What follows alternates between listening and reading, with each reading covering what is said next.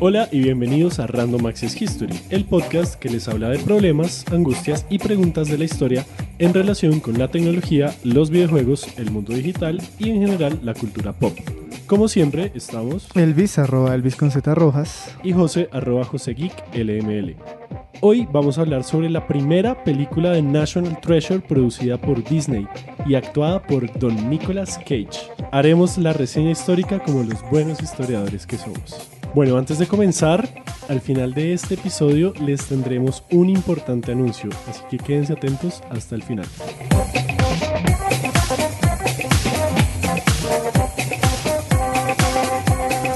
Bueno, ¿de qué vamos a hablar hoy? Bueno, hoy vamos a hacer una de nuestras famosas histocríticas, la segunda histocrítica de la película. Término inventado por patentado, nosotros. patente pendiente. Toca patentarlo. De la película La Leyenda del Tesoro Nacional, pues igual que como hicimos con Indiana Jones, básicamente. Ok. Vamos a ver la película con los ojos de historiadora, la carachas. Listo, pues.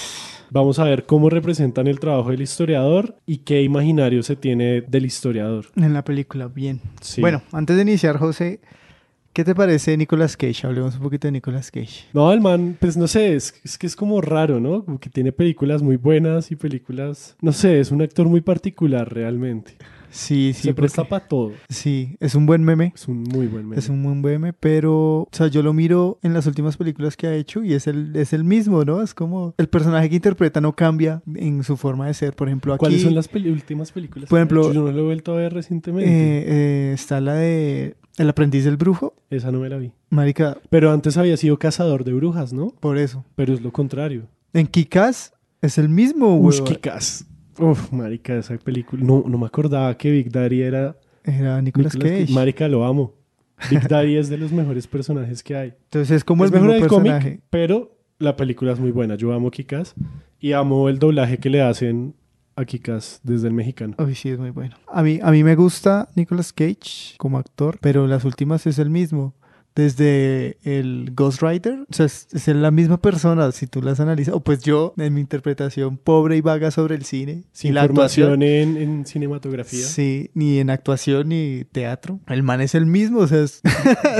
Bueno, no sé. Bueno, ahora sí. Pero entonces, al grano. Sí. La película National Treasure o La Búsqueda en España y La Leyenda del Tesoro Perdido en Hispanoamérica. Ninguno le pegó. Ninguno le pegó, sí. ¿Qué tan difícil era el Tesoro Nacional? Las sombrías aventuras de Ben Gates. Yo no sé, o sea, es que la película, si partimos del título, es Tesoro Nacional, pero no es un tesoro nacional. Yo tengo ese punto para desarrollar más adelante. Entonces, o sea, si partimos de una traducción literal con lo que sale en la peli, pues digamos que el título no va muy bien. Realmente La Leyenda cambio, del Tesoro... Mentiras, me voy a retractar. La verdad, sí son buenas traducciones en cuanto al contenido, pero... Porque es más una búsqueda que no un tesoro nacional. Sí, también. Sí, si no se han visto la película, paren aquí y van y la ven. Para ahí.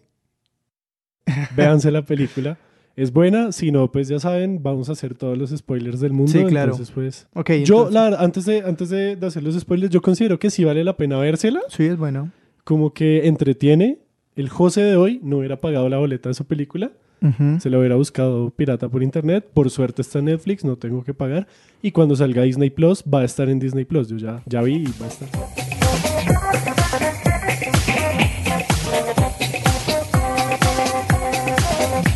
Empecemos con como datos así. Reseña de la película, mejor dicho. Reseña. Cuando uno en la academia hace una reseña, tiene que presentar el producto que va a reseñar antes de hablar de su contenido y de hacer un balance crítico. Esta es esa parte. La primera parte donde uno dice qué es, dónde es, cuándo es, todo eso. Entonces, ya vimos el título. Esta es una saga de 2 películas producidas por Walt Disney Pictures. Se estaba planeando una tercera película que iba a ser de... Bueno, en esta solamente vamos a hablar de la primera película, las reseñas de la primera película, sí. Pero se estaba planeando una tercera película desde 2010 y desde 2013 sigue en la fase de escritura del guión porque pues Disney se ha venido concentrando en otras cosas. De hecho, la 2 sí tiene más sentido de un tesoro nacional. Es el libro secreto de los presidentes de Estados Unidos, entonces hay como una teoría conspiratoria ahí muy, muy, muy interesante. El director de esta película es John no sé cómo se pronuncia esa vaina. Turtle Tub. El mismo que hizo El aprendiz del brujo, donde participa Nicolas Cage. Y la secuela. Y hizo la secuela. Esta película es del 2004, está protagonizada por Nicolas Cage, Diana Kruger, que es una morra. Yo odio esa palabra. ¿Por qué? Me gusta más vato que morra. Pues, morra. primero porque es muy mexicana, como que Una morrita. México es la potencia colonial hispanoamericana porque Sí. o sea, hablamos en mexicano, güey. Entonces, pues, bueno, no me gusta la palabra morra. Y es nuestro referente Y de suena muy memes. despectivo. Es nuestro referente de memes directo, ¿no? Sí, O sea, México, pasan primero por México y luego llegan aquí a Colombia fresquitos. sí, aunque yo los consumo directamente desde Reddit. USA. Ok, Sean Bean, que milagrosamente no se muere en esta película. yo nunca he visto películas de ese man. Pues es que él se muere en todas. O sea, su papel es morir. Sí, es hombre destinado a morir. La música es de De Trevor Rabin. Tuvo un presupuesto de $100 millones. redonditos, ni más Sí, ni menos. sí, nada. Cerraditos, y tuvo una recaudación de 347 millones 512 mil 318 Dólares dólares. estadounidenses. Millones de dólares, sí. Bueno, le fue bien. Sí, le fue bien, triplicó. Fue galardonada con el premio de BMI de Film Music Awards del 2005 a Mejor Música para Película. La banda sonora es buena. Ujú. En internet, digamos, en los críticos, tampoco es que le haya ido muy bien. Sí, no. En IMDb tiene 6.8 sobre 10. En Rotten Tomatoes es muy curiosa esa división entre críticos y audiencia, porque tiene 46 de críticos, pero 76 de audiencia. Y en Metacritic 39 sobre 100, eso sí es Le dio como... re duro. No pasa, o sea, ni siquiera tiene oportunidad de recuperar el semestre. Entonces ahora sí Pero a hay- nadie le importa lo que dicen los críticos, nos importa lo que dicen los historiadores, que historiadores, vieron sí. una película sobre un historiador. Es que son muy pocas. Son muy pocas las series y las películas en las que un historiador es... ¿Tiene algún tipo de protagonismo? Más O allá es de el ser el protagonista. ratón de biblioteca. Sí, o a la gente a la que se le preguntan vainas y, eso lo hicimos en tal... listo, ya. Ya te puedes salir del set. Pero igual es importante esa representación. Hoy que se habla tanto de representar diferentes cosas. ¿Cómo Sí, así?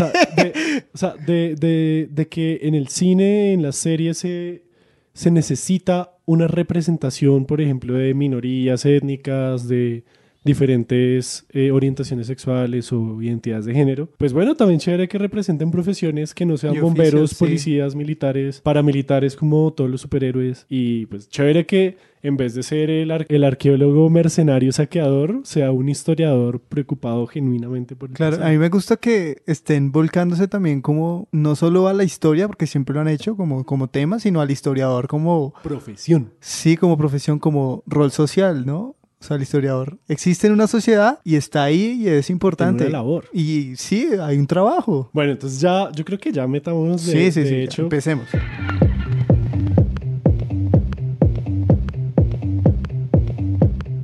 Benjamin Franklin Gates, o sea, es que tiene nombre Benjamin Franklin. Esto puede ser un cliché. Sí, o sea, eso lo hicieron con toda la intención del mundo. Sí, o sea, si este man no es historiador, tenía que ser un Sí, diletante. si fuera en Colombia se llamaría Simón Francisco de Paula Bolívar. No, se llamaría Francisco de Paula. O sea, marica, ¿ese nombre qué? Francisco de Paula, sí. Bueno, se llamaría algo así. Pues el man es un aventurero, doctor especializado en historia. Y es de una estirpe de historiadores, ¿no? Sí, sí, sí. Que eso casi no Pues pasa. aunque no se habla en la película si el papá fue historiador o el abuelo fue historiador, pero sí estuvieron Al menos, involucrados con la sí. historia. O sea, saben, son diletantes y son aficionados a la historia, conocen y son cazadores de tesoros, ¿no? Eso es re importante. Ahí sí se parecen algo a Indiana Jones. Pero tienen una conciencia de la historia muy... Diferente. Sí, sí. Diferente en el sentido de que la valoran y saben del precio que tiene, no en un nivel comercial, que sí lo deben tener, sino un nivel social y patrimonial. E histórico. Sí. Pues el man es un historiador. A mí lo primero que me llamó la atención y que lo mencionan casi al principio es como que ellos, por creer en esa, digámosle por ahora, teoría de conspiración, No, leyenda.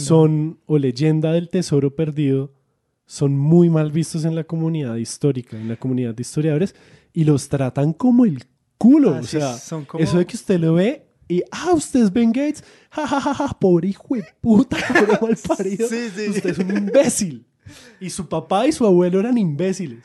Sí, sí, sí. Lo tratan así. Se ve reflejado cuando el man llega va con esta vieja, ¿no? Que es como la que protege o la encargada de proteger la Declaración Ese de es otro papel Independencia. importantísimo. La vieja es como... La representación del del funcionario, archivista, weón. del Sí, funcionario y del archivista. estatal. Como no hay nada, ya lo hemos revisado. ¿Y quién va a venir? Se burla de Sí, él. se burla de él como no. Ahí van a venir los extraterrestres también. O sea, ese dato es muy, muy interesante, ¿no? O sea, el historiador que busca o toma como fuente, por así decirlo, Algo que ya está estudiado y quiere buscar algo nuevo. algo ¿sí? nuevo. Sí, sí, como quiera adentrarse en un campo de investigación nuevo o buscar nuevas fuentes o recursos, es tomado como un perdedor. Yo creo que ese puede ser nuestro caso, ¿no? Si hablamos con un profesor muy enchapado a la antigua, como no estamos haciendo Sí, un podcast, primero verdad. no vas a saber qué es un podcast y luego eso son pendejadas, no hagan eso. Sí, no, sean serios. Sí, Escriban sí, un artículo. escribe un libro. articulito más bien y no en cualquier revista. Bueno, hilando un poco más fino, ya que hablamos de la mujer archivista, Sí. chévere que una mujer Es sea una mujer, la que sí. está como en esa posición de tan alto en los archivos nacionales. Voy a hilar muy fino y es... Ok. Yo sé que los escritores y ellos no planeaban esto, sino que Sí. yo lo vi así. Esa relación entre el archivo representado en ella y el historiador representado en Ben, en Nicolas Cage, es muy bonito cómo se van volviendo amigos y Sí. el romance sí me pareció muy gratuito y salió de la nada, es muy estúpido, pero la relación que se construye entre historiador y archivo, representado en ellos dos, me parece muy bonita. Como que es una relación muy cercana y de trabajar conjuntamente. Y así se siente uno cuando va al archivo a consultar. Pero no te atiende. No me atienden tan bien a veces, pero a mí por lo menos me han tocado muy buenos funcionarios de archivo Pero que no me te, ayudan, me solucionan las dudas, me llevan los documentos, Sí. me ayudan a consultar y eso. pero no te Diane tallan. Kruger no me atiende. A mí me gusta mucho la Me pasión. atiende Gabriel Escalante. Saludos, Gabriel.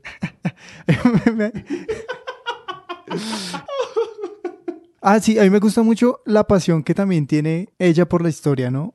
Y se refleja ahí en la colección, que como que le falta Reñoña. Sí, o sea, me gustó mucho y que no es no es la damisela en peligro, o sea, hace parte del equipo investigativo y la vieja también sabe, y es por eso que en cierto momento duda, pero luego cree en esa leyenda del tesoro. Entonces, Sí, como que ella duda porque igual ella pues hace parte, el principio de la De la película es academia, como esa sí. parte de la academia que fuerte y dura. por eso es que el man no se presenta como Ben Gates, porque él ya sabe que si se Sino presenta como- así, se le cierran todas las puertas. Como Paul en Brown cualquier se cosa. presenta.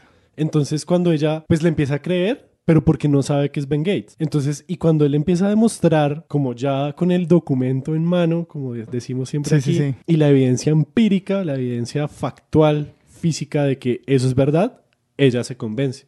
Y eso también dice mucho de cómo funciona el mundo Sí, sí, sí. académico. Esa relación está, pues la vimos nosotros muy establecida. Pero bueno, ¿qué tipo de historiador es Ben Gates? ¿Cómo lo etiquetarías, José? Un par de comentarios sobre él. El man es tan socialmente incómodo como cualquier otro historiador lo sería en una situación social, por ejemplo. Cuando Sí. sale y cuenta chistes que solo el historiador se reiría de ellos. Cuando está en la reunión y el man bota un chiste en este momento, no me acuerdo cuándo es. Es un chiste tan fuera de lugar, tan ñoño, que yo dije, uy, yo me identifico con él porque yo también hago esos chistes ñoños de historiador. A mí me pareció curioso y sí, como también una pena ajena cuando están comprando como nueva ropa, da un billete de $100 para mirar con una botella de agua para saber la hora del reloj, para Sí. saber dónde están unas gafas para poder leer un mapa, que no es un mapa. Y entonces él le devuelve y dan como un dato aleatorio y el man mira a la cajera y dice como Benjamin Franklin en tal época, y la deja como, sí, me importa una mierda.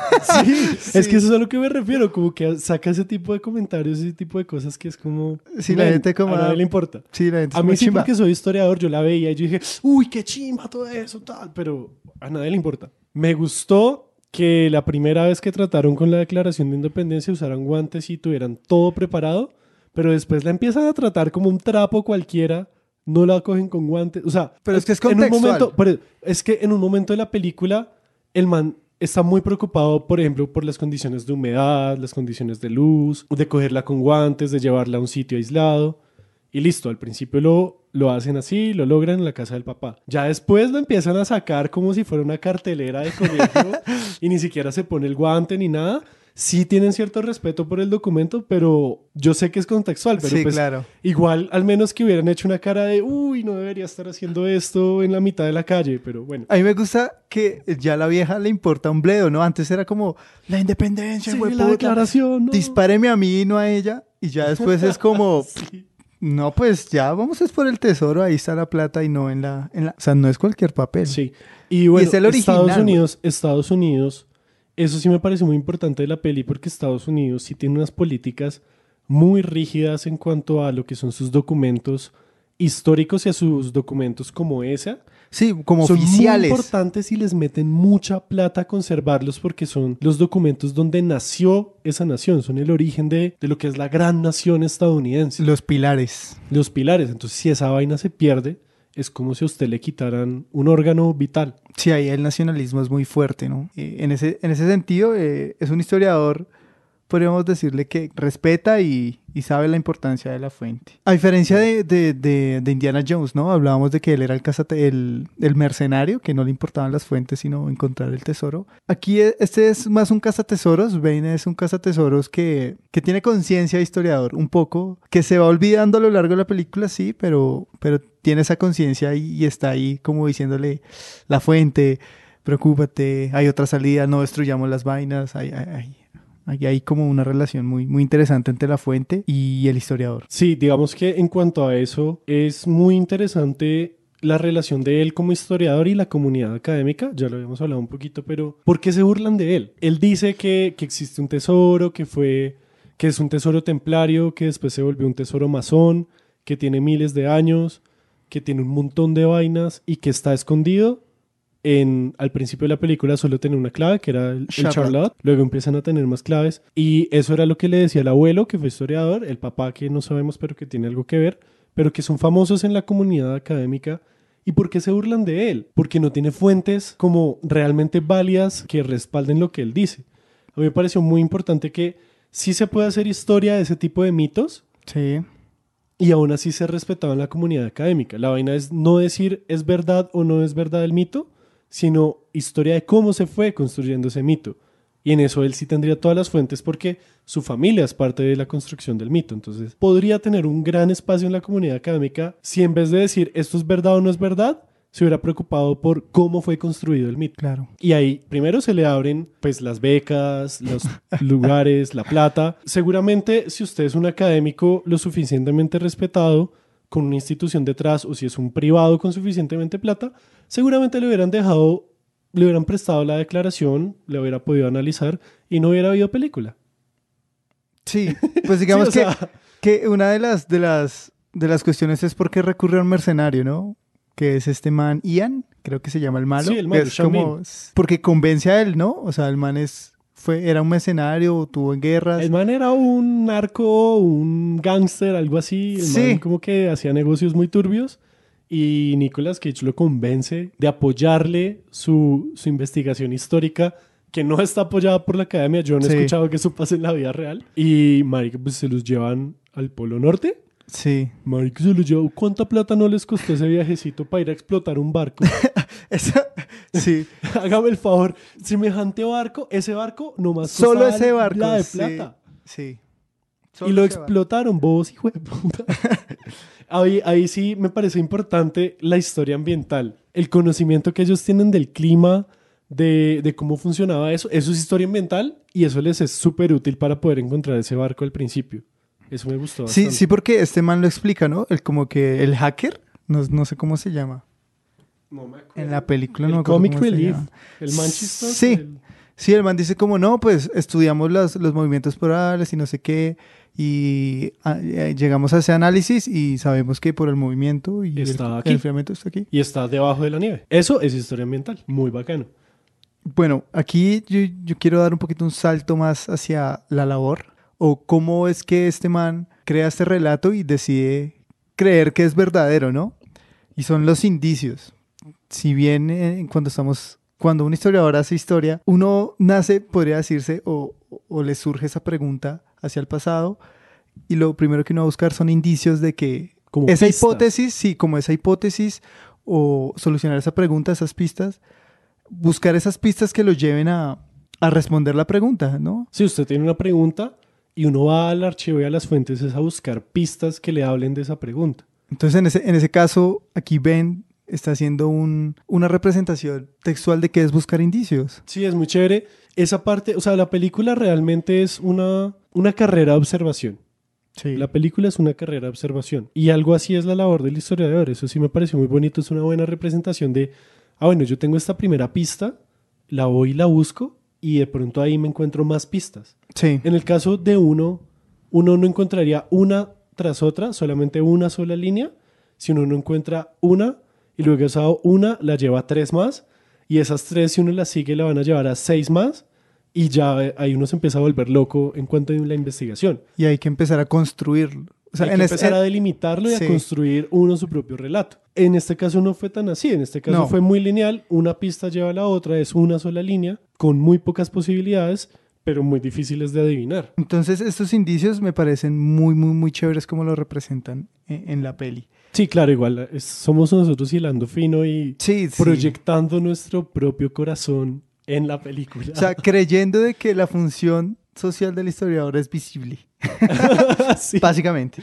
Sí, la verdad sí me gustaría saber si consultaron a algún historiador más allá de las fechas, los personajes y eso, que sí está muy bien construido. Y hay unos datos como interesantes, ¿no? Como estos datos, estos random access histories, como así, como esos datos aleatorios, ahí en la peli, como, y uno dice, uy, vea, interesante. Sí, entonces puede que se le una olvide, carrera de observación que te educa. Que te educa, sí. En datos aleatorios. En datos como aleatorios. este podcast, si hiciéramos carreras de observación. Aunque se podría.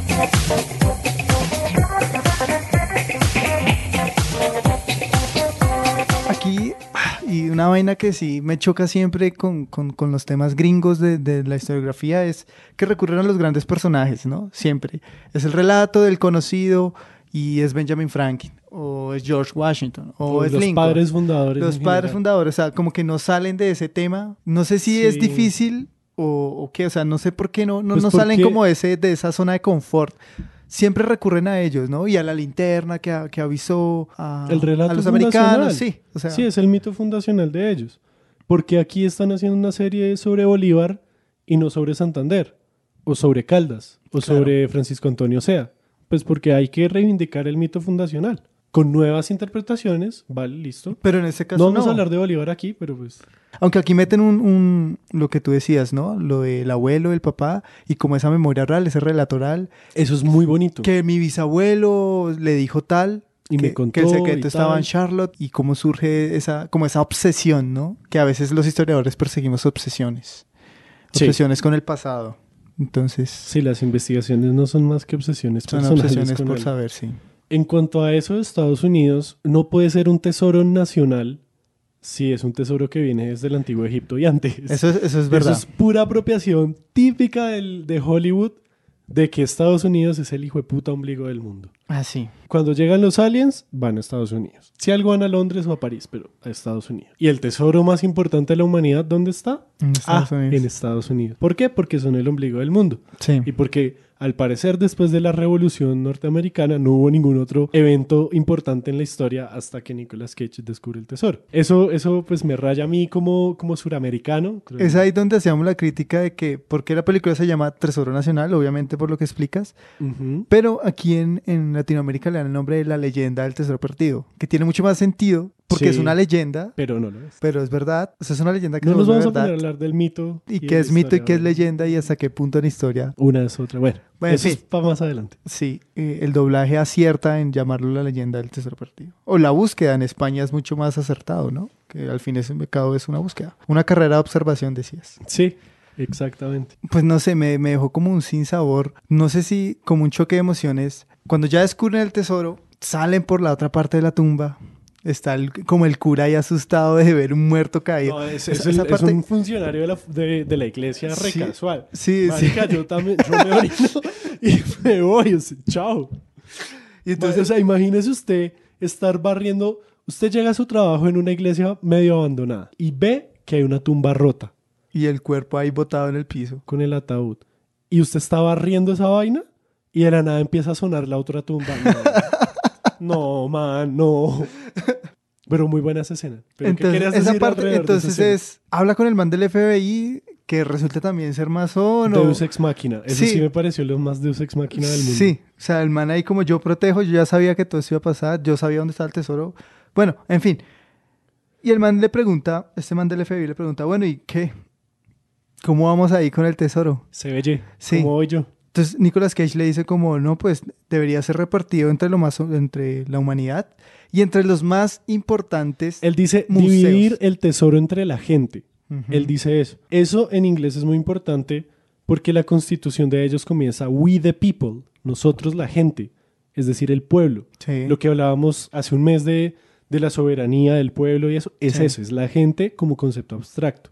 Y ahí es donde dice, y no, y hay que repartirlo en los museos más importantes, como el Smithsoniano, el Louvre y hasta el Museo del Cairo. Si algo, el Sí, Museo o sea, del si Cairo. sobra, Si sobra, lleve el pa' Museo allá. del Cairo. ¿Usted cree que al Museo del Oro, al Museo Nacional de aquí les llegó algo de eso? no sabemos si en ese tesoro, porque está también esa visión, ¿no? Europea, están los egipcios, luego están los chinos también. Sí, digamos que podemos asumir que por lo que mostraron hay tesoros de todo el mundo. De Porque todo si el pasó mundo. por Europa, seguramente hay tesoros de América. Pero porque también hay unas cosas de Asia. Sí, por eso, pero me refiero a que si en algún momento pasó por Europa, pues seguramente hay tesoros de las colonias. Claro. Podemos asumir que en efecto tenía cosas importantes de todo el mundo, de toda la historia. Y es una historia material muy, muy fetichista. ¿Sí, Sí, o no? Como sí, sí, que la historia esté en lo material, eso es un fetiche muy duro también de los historiadores. Sí, es que Y es de la gente. complicado. Porque es que usted no puede hacer un museo de cosas que usted no puede ver, sentir o tocar. Claro. Y no, es también la comercialización del pasado, ¿no? Todo Imagínese lo que diría Rick y el viejo y O sea, Chom Lee de ese O sea, tesoro. imagínese si que Nicolas Cage llega y tengo una bodega, la hijueputa, llena de tesoros. ¿Cuánto quieres por él? Me gustarían $10,000. Ay, para decirte la verdad, no lo sé. Sé que son un producto de moda en este momento. ¿Te importa Está si bien. llamo a alguien para que le dé un vistazo? Hay, Está bien. muchas cosas extrañas que calificar, así que tengo algunas dudas. Está bien. Dame 5 minutos y llamaré. Tal vez podamos hacer un ¿De trato. acuerdo? Gracias, lo aprecio. Volveré enseguida. Muy bien. Rick dice que va a llamar a un experto y creo que eso es algo bueno, no lo sé. Estoy muy emocionado, creo que pondrá el valor donde lo necesito. A mí tampoco me convenció esa parte Sí. final de vamos a repartir el tesoro entre la gente y lo mandan a los 3 museos más importantes del mundo. Sí, eso sí, o sea, me generó. Luego, ya como la última escena, donde dicen como nos quedamos con el 10% del tesoro y se lo repartió entre... O sea, a la vieja no le tocó nada, pues porque pues estaba no. con el man. O sea, le Sí, tocó o el sea, a ella le 5%. toca la añadidura. Sí. No, el 1%. Sí, fue el 1% dividido en dos. 0,5%. O sea, el ¿Usted 0,5%. sacó la calculadora? Sí, 0,5%. 0,5% para el hacker ese que se compró un Ferrari. Pésima inversión. En fin, son los 2000, o sea, también.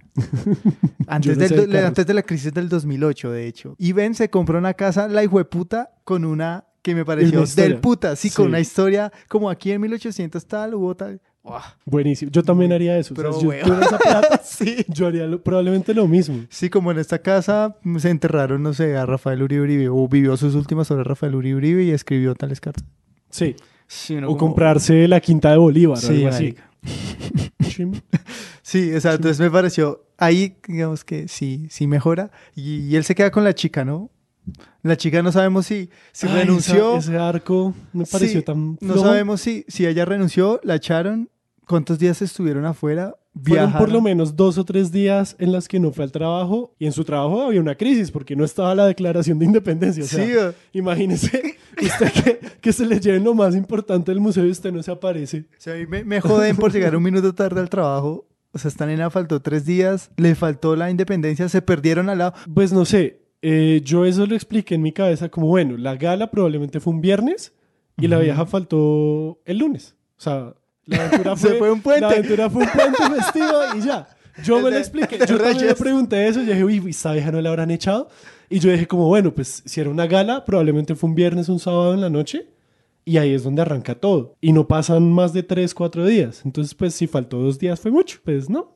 Se incapacita, eso vaya a la EPS Y le sueltan esa o tendrá algún amigo doctor que le hace la... eso sí. Yo me lo expliqué así, no sé. Me gustó, ya aquí como cerrando ya, Me gustó mucho que el papá tenía unas cartas originales que le escribió Benjamin Franklin a un museo, ¿no? Esta también esa relación de que, Sí, esas cartas. de que ese coleccionista que apreciaba la historia y que tiene los originales, y de un las momento dona a al otro museo los dona. Benjamin Franklin. Y A no la las- fundación o al museo. Sí, como si como una fundación o el museo Benjamin Y es en Boston. Eso también me pareció muy bonito. Muy chévere. Un toque muy... Porque así normalmente funcionan las Sí. cosas. Sí hay coleccionistas privados, pero normalmente se llevan bien con las instituciones públicas. Muy bonito. Sí, sí, sí. Se ajusta a la realidad. 3 cositas más que Ok. quiero decir. Una, me vi un video donde explican cómo está conservada el acta realmente. Y es muy parecido a lo que dicen en la película, excepto que el vidrio no es a prueba de balas. Les voy a dejar el link porque es muy chévere, porque ahí le dicen, qué pena, Nicolas Cage. Es muy loco ver toda la tecnología que tienen para preservar eso y que es muy parecido a lo que dice la película. Lo otro es, la parte de la película que está en Washington es el tour más ñoño que puede tomar un historiador cuando va a Washington. O sea, es ir a los National Archives. Ujú. Para cualquier historiador de siglo XIX para acá, ir a los National Archives es fundamental para cualquier tema de investigación, porque allá, en esos archivos, usted encuentra cosas que aquí en Colombia no, y encuentra una perspectiva que aquí en Colombia no, porque los embajadores y todos los funcionarios diplomáticos gringos tienen acceso a mucha información que ni siquiera los mismos políticos de aquí tienen. Como historiador, que a uno en una película le muestren esos National Sí, sí, sí, Archives sí. y la Biblioteca del Congreso. La Biblioteca del Congreso, se me gustó. Esas dos, más que ir al Monumento de Washington, más que la Estatua de Lincoln, más que la Casa Blanca, para mí esos dos son los lugares de peregrinaje más importantes en Estados Unidos. Y la otra cosa, la información es poder. Sí, Es muy importante, ese es uno de los mensajes de la película. sí, El saber. man, al principio de la película, queda vivo, no lo matan por saber cosas, porque él sabe cosas que otras personas no. Y más que saber las cosas como tal, él sabe cómo se hacen esas cosas. ¿sí? Sí. La profesión que él lleva lo mantiene vivo. Entonces, nada, el conocimiento es poder. O sea, si les hacen uno de esos tests en los que tienen que escoger qué personajes, si los dejan abandonados en una isla, deberían escoger, el historiador es fundamental. ただいまより重大なる放送があります。全国の聴取者の皆様、ご起立願います。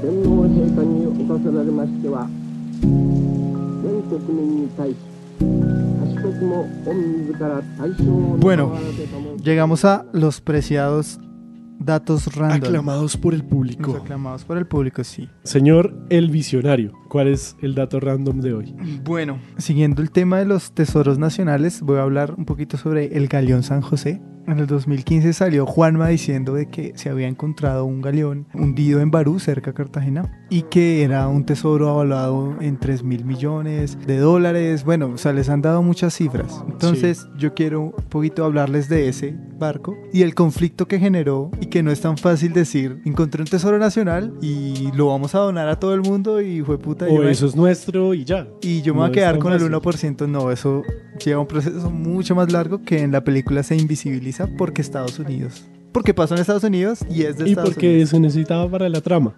Ok, entonces en 1708, junto con San Joaquín y otros barcos de la flota española, zarpó de Cartagena de Indias hacia Portobelo, o sea, el galeón San José. Portobelo en Panamá. Ajá.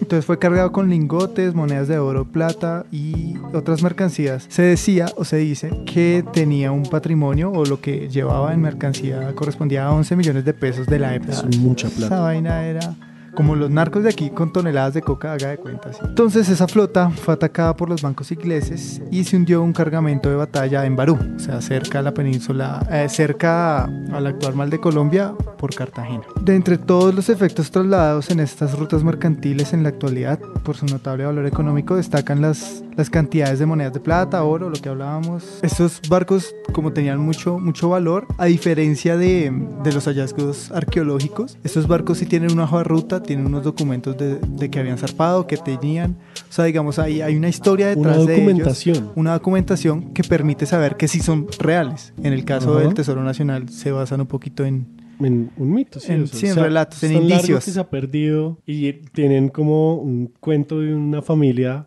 de historiadores locos. sí, Sí, o sea, no. Aquí sí sabemos. Hay Que varias zarpó. formas. Hay varias formas de saberlo.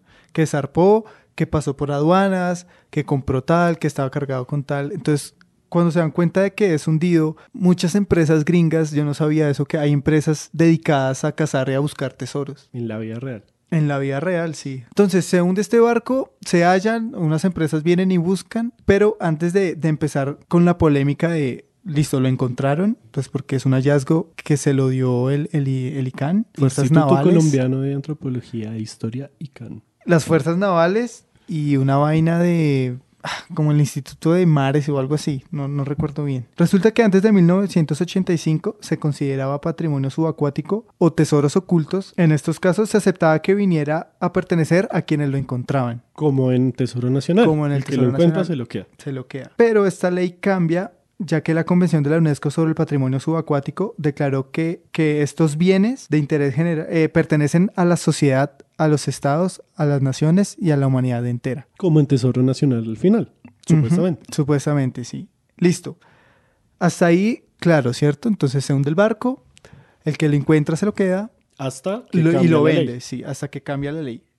Entonces, ¿qué pasa cuando Colombia encuentra este barco? En 2015. En el 2015, ¿sí? Entonces Juanma anunciaba... Porque este es un hallazgo de una importancia mundial, que han venido colaborando en este esfuerzo y que constituye uno de los más grandes hallazgos e identificaciones de patrimonio sumergido, si no el más grande, dicen algunos, en la historia de la humanidad. España llega y dice, como no venga, eso es de nosotros, usted no lo puede tener, tiene que Es el devolverlo. tema más denso. Y se los voy a explicar rápidamente y de la manera más sencilla. Tuve que leer muchas vainas de derecho internacional que no entendí, huevón. Así que lo más Usted sencillo interprételo posible. como historiador. Sí, entonces, La pregunta para el historiador es, ¿la España de hoy en día es la misma España de 1708? no. Por eso. Entonces el lío con el tesoro, con este tesoro nacional, que si es nacional o no es nacional, Esa es la pregunta, de verdad. ahí ya ustedes deciden. La posición del gobierno español es que se trata de un barco de Estado y no de titularidad privada. ¿Qué significa eso? Que existe una inmunidad soberana. ¿Qué quiere decir eso? Que el barco es una extensión territorial del Estado de la época. Es decir, ese barco representaba y era un bien estatal de España. Eso para la UNESCO, la Convención de la UNESCO, es totalmente válido y en ese sentido, pues sería de España. Pero Colombia no hace parte de la Convención de la UNESCO. Por lo tanto, le vale huevo si eso no es. Él sigue regido bajo la ley de que El que lo encuentra se lo queda. ¿De verdad? Pero lo que más Wow. ofendió a la gente en general, y no sé si ustedes esto lo sepan, es que Juanma consideró tesoros todos los restos que se encuentren dentro del barco, lo que no tenga ninguna marca o signo distintivo. En caso de poseer alguno de estos símbolos, se considerará como patrimonio cultural. Entonces, es decir, Ah, ok. Digamos, si la moneda, el patacón tiene... el del- sello de la corona, eso es patrimonio. cultural. Pero sí, Y no se cultural puede vender. y no se puede vender. Eso va para un museo. Ajá. Y lo que no lo tiene, eso Sí, se puede vende. vender. Sí, si es un lingote liso, Chao. se vende. Uy, muy denso que esa sea la distinción entre patrimonio y no patrimonio. Ajá. O sea, aquí es complicado hallar un tesoro de estos, no solo por temas históricos, sino qué carácter y qué va para un museo y qué no, qué se tiene que vender. Obviamente es un tesoro que vale un platal, porque hay oro sólido, como tú lo decías, pueden haber lingotes. Según los textos históricos, habían lingotes. Pero no sabemos si iban marcados. Puede que iban a mercados o no, no sabemos Hasta que lo saquen. hasta qué punto si se va a cumplir esa cabalidad y no se va a vender. El juzgado falla a favor de Colombia y es ¿Cuál por juzgado? eso que ese es un juzgado en Estados Unidos Ah, en que le da Estados la Unidos. potestad a Colombia a ese tesoro y hasta el momento no sabemos qué hicieron con Muy él. denso.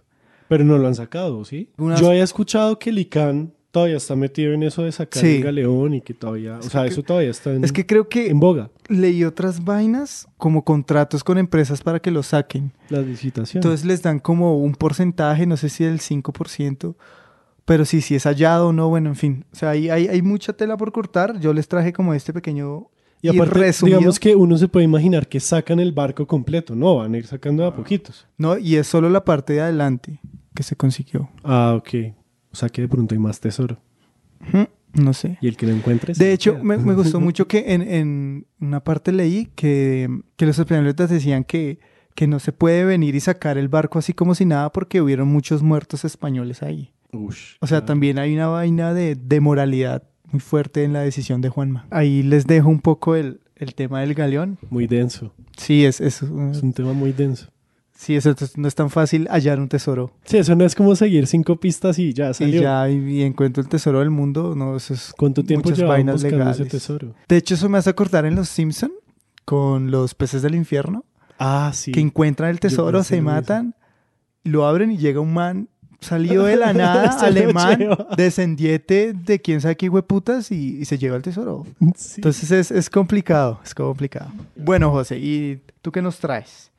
No, yo traigo algo mucho más light, como más, digamos, suave. ¿Se ha ido al Huila? No Bueno. conozco el Huila. A los que hayan ido al Huila sabrán que cuando uno va a Neiva, digamos que uno de los pueblos balnearios más cercanos son Ribera Huila. Pero lo que hoy conocemos como Ribera Huila antes se llamaba San Mateo y quedaba en una zona generalmente conocida como Aguascalientes. Hoy en día se le denomina popularmente como el municipio verde de Colombia. San Mateo se funda en 1888 por un señor llamado Vicente Poveda, que al parecer era descendiente de una familia italiana. Vea usted los italianos hasta dónde llegan. Y parece que él construyó ese pueblo con las primeras personas, como unas familias que había ahí en lo que se denominaba Aguascalientes. Sí. ¿Por qué Aguascalientes? Porque allá hay termales. Ok. Entonces, termales naturales. Entonces, esos terrenos que son como una finca, hacienda grande con casas y eso. Casi todos qué pena que te interrumpa ahí, los barrios en Bogotá también son eso, son grandes fincas, o sea, lo que conocemos en Ajá. parte de Suba era una finca. una finca. Sí, Suba era una Fontibón finca. también Colina era- Campestre era parte de la finca de Suba. Fontibón eran 3 fincas de un man. Ujú. Todos esos terrenos, toda esa finca, se la vendieron a la familia de José Eustacio Rivera, el escritor Ok. de La Vorágine. Y él, José Eustacio Rivera, vivió allí gran parte de su infancia y adolescencia. Pues él creció allá, él nació también en 1888 y ya vamos a analizar un poco más eso. En 1943, San Mateo deja de ser un corregimiento de la ciudad de Neiva y se convierte ya en un municipio por él mismo. Y ese mismo año, el 17 de mayo, se refunda, básicamente, y ahí es cuando le ponen el nombre de Rivera, en honor a José Eustacio Rivera. Entonces, pues no, nada, o sea, se separa administrativamente de Neiva, se refunda con ese nombre del famoso escritor, y pues lo que te decía, curiosamente José Eustacio Rivera también nació en 1888. Es sospechosamente curioso que el pueblo San Mateo se haya fundado el mismo año que nació Rivera y que luego se pase a llamar Rivera. Ahí tengo como ciertos conflictos. Pues para quienes no sepan, José Eustacio Rivera fue el escritor de La Vorágine, una novela en la que se denuncia muy tardíamente las atrocidades cometidas por las caucheras, las empresas que chuzan árboles y sacan el caucho en las selvas de Colombia, Venezuela, Perú y Brasil. El man fue abogado, participó de la Comisión de Límites entre Colombia y Venezuela a principios del siglo XX y eso fue precisamente su participación en esa comisión lo que lo llevó a esos límites del país a conocer todas esas historias de cómo se explotaban prácticamente al nivel de la esclavitud a las personas. Sí, Algo de eso también se ve en El abrazo de la serpiente, por ejemplo. sí. Esta historia, si bien es algo muy light, como, bueno, pues el pueblo de Rivera se llama Rivera por José Eustacio Rivera. Pues es algo pues, como muy básico. Ajá. Pero digamos que a mí me habla de muchas cosas. Primero, con lo que tú ya me habías contado de Bogotá, de Las eso de Aguascalientes. llamar aguas calientes a los lugares con termales, pues aparte de ser una falta de creatividad, es algo que se repite y me pareció Sí. muy curioso y muy interesante. Sí, sí, sí. Entonces pregúntense si en algún lado ven algo que se llama Aguascalientes, pues vayan y pregunten, hey, ¿dónde quedaban las termales? Porque muy seguramente hubo termales Bueno, ahí. termales, sí. Otra de las cosas es que los topónimos, los nombres de los lugares cuentan muchas historias. Sí. O sea, fíjate nomás de que un pueblo se llame Rivera, todo lo que ya les he contado. Entonces es algo muy jugoso, muy chévere de estudiar y de analizar. Y lo otro son los mitos fundacionales de los pueblos. Muchos pueblos en Colombia ponen sus fechas de fundación para que coincidan con otras fechas importantes. En este caso, pues realmente no sé porque no he ido a hacer investigación de archivo, pero a mí sí me pareció muy sospechoso que la fecha del pueblo coincida con la fecha del escritor. Por ejemplo, Río Sucio Caldas dice que se fundó el 7 de agosto de 1819. ¿Cuáles son las posibilidades de que ese pueblo se haya fundado el mismo día que se consolidó la independencia? ¿Sí? Entonces, nada, como dudar, Como siempre decimos aquí, dudar, preguntar. Si tienen alguna duda, pues pregúntele a su historiador de confianza y nada, eso es todo por hoy. Antes de irnos, como prometimos, tenemos un gran anuncio. Vamos a hacer nuestro primer show en vivo en el Sofá, en el Salón del Ocio y la Fantasía, el próximo sábado 12 de octubre a las 5 de la tarde. Entonces nos vemos dentro del Sofá, no tienen que pagar nada más una vez dentro del Sofá. Sigan pendientes de nuestras redes sociales porque allá vamos a darles más información porque es un mashup, o sea, vamos a estar junto a otro podcast. Va a ser un experimento muy importante, muy chévere y allá esperamos poderlos ver por primera vez a todos. Sí, que Y nos todas. conozcan y conocernos mutuamente, ¿no? Muchas gracias por escuchar Random Access History. Recuerden que estamos en Spotify, iTunes, Google Podcast, YouTube y todas las aplicaciones de podcast. Y que en SoundCloud encontrarán nuestros episodios más recientes. En cualquiera de estas apps pueden suscribirse para que cuando saquemos nuevos episodios les llegue una notificación, un correo o lo que sea. Ojo, si nos escuchan desde iTunes, les agradeceríamos muchísimo que nos dejaran una puntuación y una reseñita. Esto en serio que nos ayuda a tener un poco más de visibilidad. Si nos quieren apoyar más, se vale recomendar este podcast con sus amigos, familiares, camaradas, arrocitos en bajo y hasta desconocidos. También se vale seguirnos en Facebook, Twitter e Instagram. En cualquier lado estamos como @podcastrah de Random Access History. En nuestras redes encontrarán memes, fuentes históricas, mapas, noticias y muchas cosas más para que sigan con la historia que nos gusta contar aquí. Allí también nos pueden escribir preguntas, quejas, reclamos, sugerencias y hasta insultos. No para mí. Para mí sí. Un especial agradecimiento a Sergio Tovar por la musicalización y al Estudio Podcastero por acogernos una vez más. De nuevo, muchas gracias y se despiden como siempre. Quien les habla, Elvis, @Elvis con Z Rojas. Y José Nicolás Aramillo, @JoseGeekLML en todas las plataformas.